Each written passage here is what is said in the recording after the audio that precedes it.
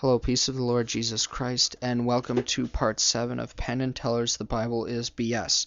We were just talking about, before that in the last video, why we believe that it's wrong to be a homosexual. Now, if they're born this way, we believe that we aren't as we should be. We need to be born again. Our human nature, our animal nature, is false and corrupted from the fall, and that we need to change the way we are. We're not supposed to follow our regular nature, what seems natural, because that is false. So if somebody is born and they think that they're born with a tendency to be homosexual, that isn't the way we've been created. And that we need to crucify that in ourselves and pick up our cross daily and follow Christ and be obedient to God. It's my natural tendency, if I'm hungry, to steal someone's food, but I'm not going to do that. So this whole idea of that the world is preaching that, oh, we're all generally good, we're all generally fine people, is very false. Our hearts are desperately wicked, and we need to crucify what is wrong with us. And we need to destroy it and take it out of our lives, is what I mean by that. And so in this passage, they're talking about the passage that it says to stone your children to death.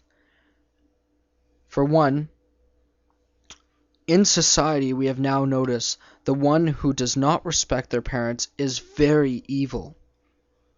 And they do school shootings, and if you don't fear your parents and you don't have any respect for them, what's to stop you from going and killing somebody? What's to stop you from going and harming others? So this is part of the reason for that law in its time. It was in the time of barbarians, so this is why they would be put to death, because when you are going against your parents, you're also going against God, because God is teaching us in the Ten Commandments to honor our parents. And when you dishonor them, it's not only a sin against your parents, but also against God. And this was a nation who God was their leader. They were a theocratic.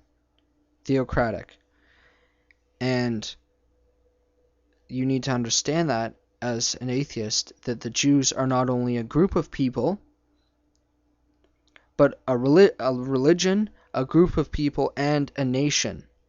And when somebody was an apostate to the nation, meaning conspiring with the enemy, that they would cause others to be put in harm and in jeopardy. And this is why the laws were very strict. But of course we follow Jesus Christ now, and he said, "Let he who is without sin cast the first stone." So it is the fact that we follow the Bible that we don't stone people to death anymore. Not because we don't follow it, and not because we pick and choose.